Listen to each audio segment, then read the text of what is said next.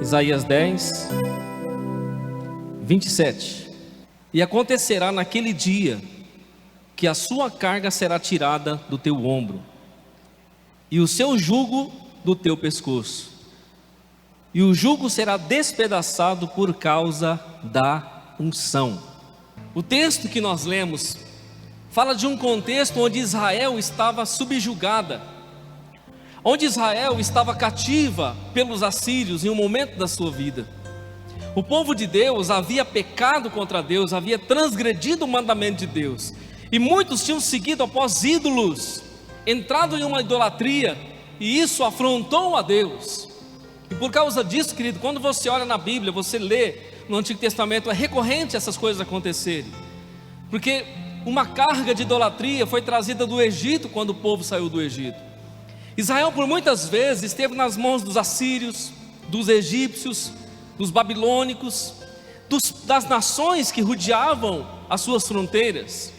Deus permitia que muitos desses povos fizessem guerra contra Israel e levassem cativo, porque o povo de Deus tinha saído da presença de Deus, tinha se esquecido do pacto com Deus, da sua aliança com Deus. Então Deus permitia que os inimigos servissem como uma espécie de instrumento na mão de Deus, para afligir o seu povo, para que o seu povo então reconhecesse que era bom estar com Deus e não sem Deus. E por muitas vezes, querido, Israel se via debaixo de cativeiros, debaixo de perseguições, debaixo da mão de um povo estranho, cativo, manietado, preso, sofrendo por causa dos seus pecados, das suas falhas, das suas misérias, das suas mazelas diante de Deus. O texto que nós lemos de Isaías capítulo 10 diz que eles estavam debaixo do jugo do rei da Síria. A Síria tinha subjugado Israel. Israel agora estava sofrendo na mão de um povo hostil, de um povo duro. Uma das coisas que os assírios faziam com seus inimigos, querido, era esfolar vivo e enterrar vivo. Os assírios, a história bíblica dos assírios não é muito legal. Eles eram um povo muito cruel, um povo muito ruim. E todas as vezes que Israel ficava sujeito aos assírios, eles sofriam demais. Só que naquele contexto, Deus está falando com Israel que Ele vai libertar Israel de um jugo que estava sobre eles. Isaías vai falar de um jugo. Isaías também vai falar da unção. Quando Isaías diz assim: e acontecerá naquele dia que a sua carga será tirada do seu ombro, e o seu jugo do seu pescoço, e o jugo será despedaçado por causa da unção. Irmão, o jugo, nós sabemos que era aquela peça de madeira que era colocado sobre os ombros ali, sobre as costas do boi, a junta de boi, para que o boi pudesse trabalhar. Então ele estava com aquele jugo, ele tinha que trabalhar enquanto o seu dono quisesse. Esse jugo fala de uma escravidão. Esse jugo fala de um domínio espiritual, trazendo para a nossa realidade. Esse jugo fala de cadeias, de prisões. Israel estava debaixo de cadeias e prisões naquele momento. O jugo estava sobre eles. Eles não tinham direito, eles só eram subjugados, estavam debaixo de uma maldição, de um povo ruim, de um povo maligno, que por qualquer coisa matava, escravizava. Mas Isaías está declarando pela palavra de Deus que o jugo será quebrado, será arrancado do pescoço, por causa de um motivo, por causa da unção. A unção é o óleo. O original dessa palavra unção, no hebraico, é o óleo, é o azeite. É o mesmo azeite que representa o Espírito no Novo Testamento.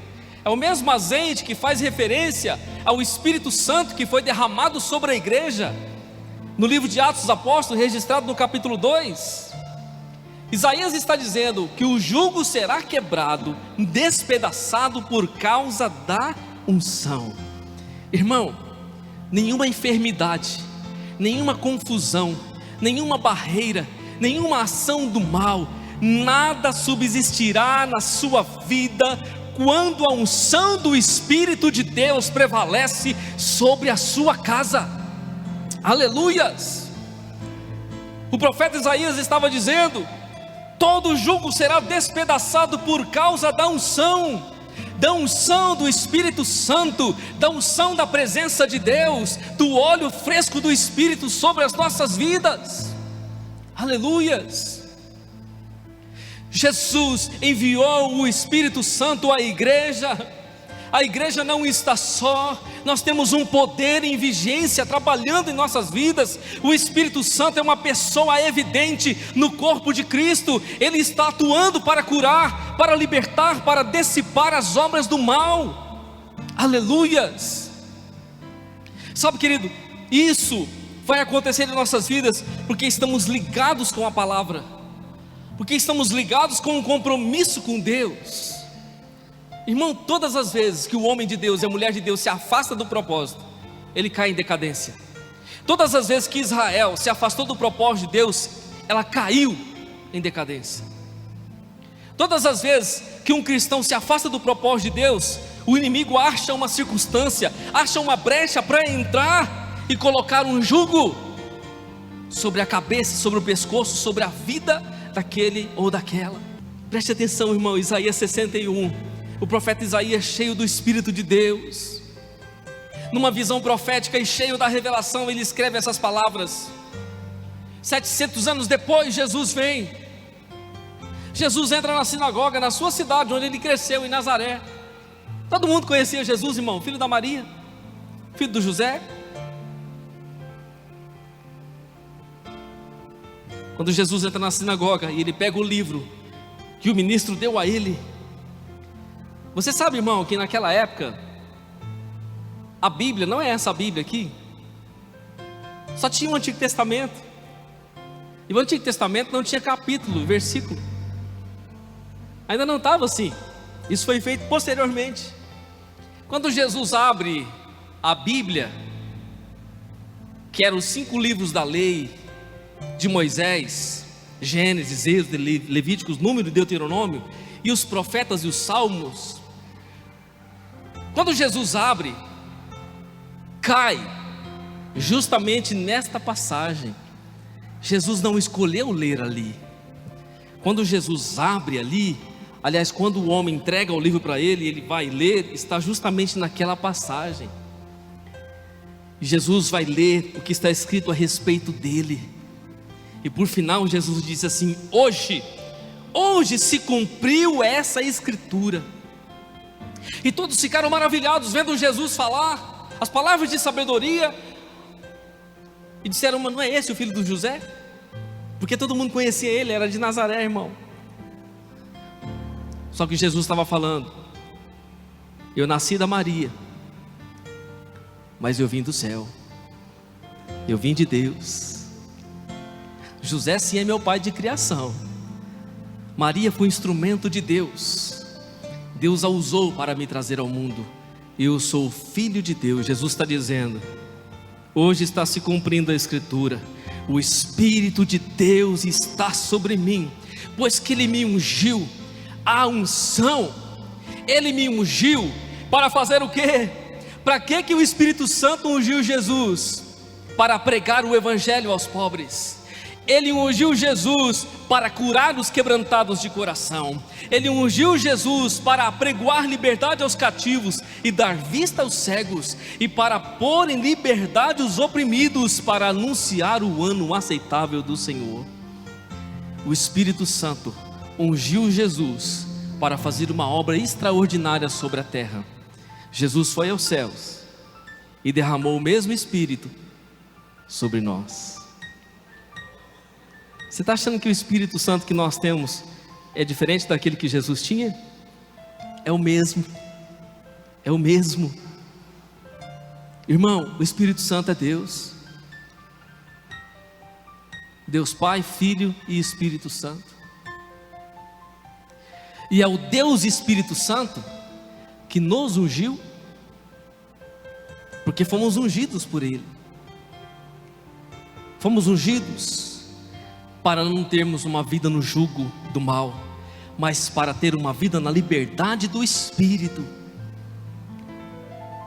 Por isso, querido, se nessa noite você sentir que sobre a sua vida há algum jugo, se você sentir nessa noite que sobre a sua vida existe alguma carga, o Espírito Santo está aqui, como a unção de Deus, como o óleo de Deus, para quebrar todo o jugo, para derrubar toda a carga, para que você possa ser livre de fato na presença de Deus. Existe um convite muito poderoso, eu quero ler para você, se você quiser abrir Mateus capítulo 11, que Jesus fez, que nós conhecemos muito essa palavra. Jesus disse em Mateus 11, versículo 28, olha o que ele disse: vinde a mim todos os que estáis cansados e oprimidos, e eu vos aliviarei. Tomai sobre vós o meu jugo, e aprendei de mim, que sou manso e humilde de coração, e encontrareis descanso para as vossas almas, porque o meu jugo é suave e o meu fardo é leve. Uma promessa. Vinde a mim, você que está cansado, sobrecarregado, eu vou te aliviar. Irmão, você acha que eu posso prometer isso? Você acha que você pode prometer isso para alguém? Mas o Deus que nós servimos promete. Não existe um homem, uma mulher que vai diante de Jesus e que não recebe o alívio, porque Jesus fez uma promessa. Só que ele vai seguir dizendo assim: tomai sobre vós o meu jugo. Mas pastor, por que Jesus está dando um jugo? Se já existe um jugo aí fora. Irmão, existe um jugo aí fora, só que o jugo que está aí fora é para deixar os homens presos, é para deixar os homens escravos, é para deixar os homens e mulheres perdidos. Jesus nos oferece um jugo para um relacionamento com Ele, para uma comunhão com Ele, para participar da cruz, para participar da redenção, para participar da salvação, do perdão dos pecados. O jugo de Jesus, querido, é para nos trazer a libertação. Jesus disse: tomai sobre vós o meu jugo e aprendei de mim, que sou manso e humilde de coração. Quando eu e você tomamos o jugo de Jesus, nós passamos a aprender com Ele. Sabe, querido, que muitos vão diante de Jesus só por um alívio, e recebem o alívio, mas vai embora, irmão. Aparentemente, o jugo que estava sobre aquela pessoa caiu, porque Jesus aliviou. Só que muitos querem um alívio, mas não querem o convívio. Até combinou, né? Querem um alívio, mas não querem o convívio. Eu não me canso de falar isso, irmão. Já falei acho que umas 4 vezes isso. Talvez você está até cansado de falar: pastor, está falando disso de novo? Eu vou falar de novo, irmão. E se precisar eu vou falar de novo, eu vou falar de novo. Muitos querem um alívio, mas não querem o convívio. Porque vão a Jesus, recebem o alívio: ah, Jesus me aliviou, me curou, glória a Deus, aleluia. Deus é bom, e Deus é bom, irmão, o tempo todo, e o tempo todo Deus é bom. Só que recebeu a bênção, irmão, ó, aliviou, para que eu vou continuar? Já aliviou. Jesus não só te dá um alívio, mas Ele quer que eu e você, querido, tomamos sobre nós o jugo dele. E para tomar o jugo de Jesus, é preciso ter convívio com Ele, porque está convidando a mim e a você para aprender dele. Tem gente que prefere o alívio só, sabia, irmão? É igual eu dei o exemplo aqui: é só você tomar um remédio, a dor de cabeça passa. Mas se for uma doença, irmão, ela vai voltar. Foi só um alívio. E muitos fazem assim, vão a Deus só por um alívio. Só que eu e você não estamos aqui só por um alívio. Nós estamos aqui por um convívio, amém? Porque nós convivemos com Ele, nós crescemos com Ele, nós o amamos e nos relacionamos com Ele. Porque, irmão, só o convívio com Jesus vai quebrar o jugo. Só o convívio com Jesus vai nos tirar as cargas.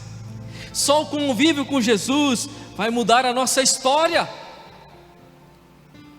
Pois Jesus disse: tomai sobre vós o meu jugo e aprendei de mim, que sou manso e humilde de coração. Por Por que Jesus fala do coração? Porque o coração é a sede das nossas emoções. Aprendei de mim que sou manso e humilde de coração. O meu coração é de humildade. Só um coração de humildade aprende, irmão. Só um coração de humildade reconhece. Só um coração de humildade se rende. Só um coração humilde se prostra diante de Deus. Porque um coração orgulhoso, arrogante, nariz empinado, irmão, está com o jugo pesado. Mas um coração humilde, um coração rendido, um coração quebrantado, não é desprezado por Deus. E Jesus disse: eu sou manso e humilde de coração. Aprenda comigo, aprenda em mim. Toma o meu jugo sobre a sua vida. Tome essa verdade sobre a sua vida. Talvez você ande tão cansado, subjugado por um jugo que não é de Jesus, por uma carga que não vem dele. Mas Jesus está oferecendo, irmão, tirar uma carga que não presta, tirar uma carga que te derruba, uma carga que te condena, que te deixa escravo. Está oferecendo um convívio, um relacionamento, paz, amor, segurança, tranquilidade, prosperidade na alma, vida e vida com abundância. Mas tudo isso, querido, é ofertado a nós por um convívio. Fora do convívio, irmão, não há segurança em Deus. Fora do convívio não há segurança na presença de Deus. Aprendei de mim que sou manso e humilde de coração, e encontrareis descanso para a vossa alma. Você percebe que o descanso só vem depois do convívio? Você percebe que o descanso só vem depois do relacionamento? A gente lê, irmão, muitas vezes essa palavra, e isso passa desapercebido. Você percebe que o descanso em nossa vida só vem depois do relacionamento com Ele? Por que muitos custam entender o Evangelho, entender Jesus? Dizem: é muito difícil entender a Bíblia, eu leio e não compreendo, eu não entendo. Não é difícil, irmão. Não é difícil quando eu e você lemos a Bíblia segundo a vontade de Deus, não a nossa. Porque hoje se prega e se vive e se lê e se faz mensagens em palavras e filosofias para agradar os homens.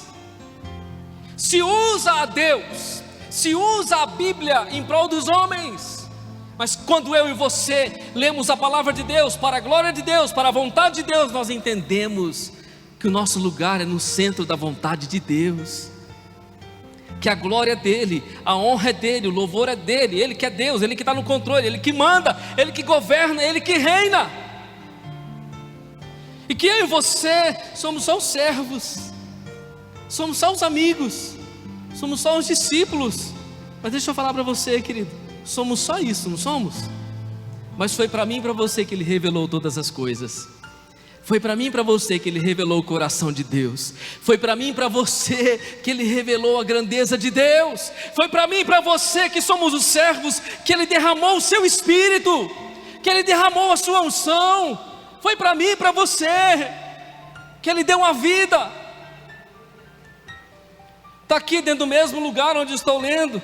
Se você ler um pouquinho antes, no versículo 25, Jesus diz: naquele tempo respondeu Jesus e disse: graças te dou, ó Pai, Senhor do céu e da terra, que ocultaste estas coisas aos sábios e os instruídos, e as revelastes aos pequeninos. Os pequeninos não é pequenininho não, irmão. Pequeninos está falando de humildade, de coração. Está falando de alguém simples, como eu e você, que ouvimos as palavras do Senhor e acreditamos. Também fala dos pequeninos, dos pequenininhos, que acreditam, irmão. Você já viu uma criança? Acredita em tudo. Por isso que a Bíblia diz que eu e você temos que ser como crianças, para acreditar em tudo que Deus diz. Mesmo que os homens lá fora critiquem e achem que você é doido, mas você acredita naquilo que o teu pai fala, não acredita? Você acredita ou não acredita naquilo que o teu pai fala? Irmão, Ele é o teu pai. Você precisa acreditar naquilo que Ele fala. Jesus disse: graças te dou, ó Pai. Olha o relacionamento de Jesus com Deus. Graças te dou, ó Pai, Senhor do céu e da terra, que ocultaste estas coisas aos sábios e instruídos. Tem muita gente, irmão, que diz sábio e instruído, mas sábio e instruído segundo uma sabedoria humana. Para esses foi ocultado o reino de Deus. para esses foi ocultado as coisas santas, as coisas puras. Aí Jesus disse: ocultastes dos sábios instruídos e as revelastes aos pequeninos. Jesus revelou Deus para mim e para você. Ele revelou o Espírito Santo para mim e para você. Ele revelou uma unção que nos traz libertação, que nos traz vida com abundância. Amém? E aí Jesus diz assim: sim, ó Pai, porque assim te aprouve, sim, assim te agrada, essa é a tua vontade. Todas as coisas me foram entregues por meu Pai. Olha só, Jesus está dizendo: tudo me foi entregue pelo Pai, tudo. O Pai me entregou todas as coisas. Olha só, todas as coisas me foram entregues por meu Pai, e ninguém conhece o Filho senão o Pai. E ninguém conhece o Pai senão o Filho, e aquele a quem o Filho quiser revelar. Ninguém conhece a Deus se Jesus não revelar Deus para ele. Sabe que Deus revelou? Sabe que Jesus revelou Deus para mim e para você, irmão? Porque nós somos pequeninos. Jesus revelou Deus para mim e para você. Às vezes nós dizemos assim: Deus não está olhando para mim, não está vendo a minha necessidade, Deus não está vendo a prova que eu estou passando, a luta que eu estou passando. Jesus disse: todas as coisas me foram entregues pelo Pai, e ninguém conhece o Filho senão o Pai, e ninguém conhece o Pai senão o Filho. Está falando dele. Aí ele fala assim: e aquele a quem o Filho quiser revelar. Aí Jesus quis revelar. Ele revelou Deus para mim, Ele revelou Deus para você. É por isso que você está aqui nessa noite. É por isso que os crentes estão dentro das igrejas buscando a Deus, porque Jesus revelou Deus para eles. Aleluias! Ora, se Deus foi revelado para mim e para você, por que nós vamos ficar debaixo do jugo desse mundo, da confusão da nossa alma, se Deus foi revelado, irmão? Eu lembro de algo muito fascinante, quando Jesus está caminhando com os discípulos, e ele está às partes de Cesareia, um texto também muito conhecido, e aí Jesus pergunta: olha, o que os homens estão dizendo que eu sou? E cada um fala uma coisa. Cada um diz que Jesus é alguém, é um mestre, é um profeta, é um curandeiro, é alguma coisa. Aí Jesus pergunta para eles: e vocês, quem vocês dizem que eu sou? E aí Deus revela para os discípulos que Jesus era o Messias, o Filho de Deus. Pedro salta na frente e diz: tu és o Cristo, o Filho de Deus. O Senhor não só cura não, Jesus. O Senhor não só liberta não. O Senhor não só ressuscita o morto não. O Senhor é o próprio Deus vivo, encarnado na terra. O Senhor faz todas as coisas, e o universo está na palma das suas mãos. Jesus, o Senhor não é só um curandeiro não, não é só um profeta não. O Senhor é Deus, o Deus vivo que se manifestou ao homem. Aleluias! O Espírito Santo está aqui, como a unção de Deus, como o óleo de Deus, para quebrar todo o jugo, para derrubar toda a carga, para que você possa ser livre de fato na presença